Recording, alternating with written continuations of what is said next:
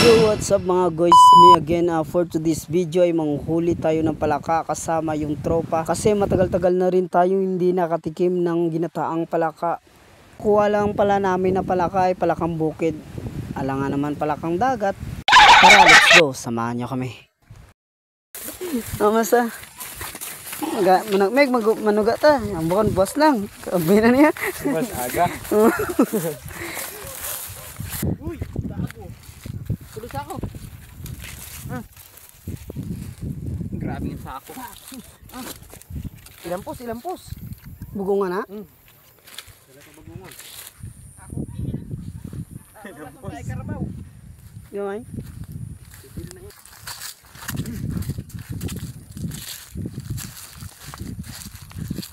Malog.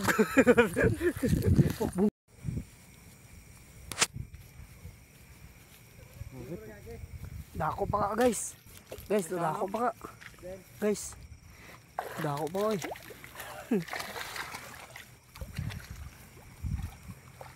Tindakan ka lang, no?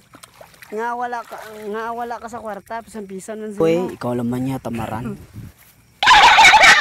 Ang buaya nga sa kwarta ya. Kita sa video. Ayang ka lang.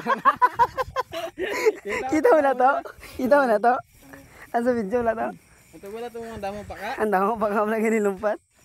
Itong puro nakahuba. Nakahuba buli. Pero kung bulangan May kawatan.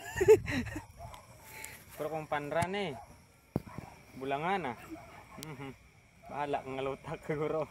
Mayong gabi mga tagainubaan, narito subong sa punong kung sa diin nadakpan ang isa kakawatan. Karabaw. Ari na sa subong mga kasimonwa. Ara na siya subong, ginadakop na siya sa mga upod. Ang dugay niya na nigali ginahimo ang pagwa sang karabaw. At habang naghahanap kami ng palakang bukid, may nakita kaming, uy, best friend, kamusta ang buhay-buhay? Kunti nga lang pala ang nakuha namin na palakang bukid guys, kaya umuwi na lang kami kasi lumalabas yung palakang bukid guys kapag umuulan. At dali-dali na lang namin nilinisan yung palakang bukid guys at inalis yung mga parting hindi kasama sa niluluto. Ito na palang itsura ng palakang bukid guys kapag binalatan siya. At naghanda na rin kami ng gata guys. Kasi masarap yung palakang bukid kapag niluto sa gata guys. At wala nang patupid-tupid guys, niluto na pala ng isang kaibigan namin. Expert ni sa guys sa pagluto ng palaka. Dati raw siya nasa abroad. Nagtatrabaho sa barko. At sabi niya sa amin guys, malaki raw yung sahod niya sa barko. 50,000 yung oras. Pero taga-pintura ka lang ng barko. Ang gamit pala ay Q-Tix. At ito na nga guys, tinikman na nga namin yung palakang bukid guys. Ang sarap pala, parang manok lang.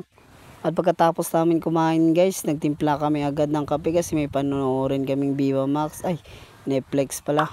Nice! At hanggang dito lang ang vlog natin guys. Maraming salamat sa panonood. At paki-share, paki-like na rin. Salamat!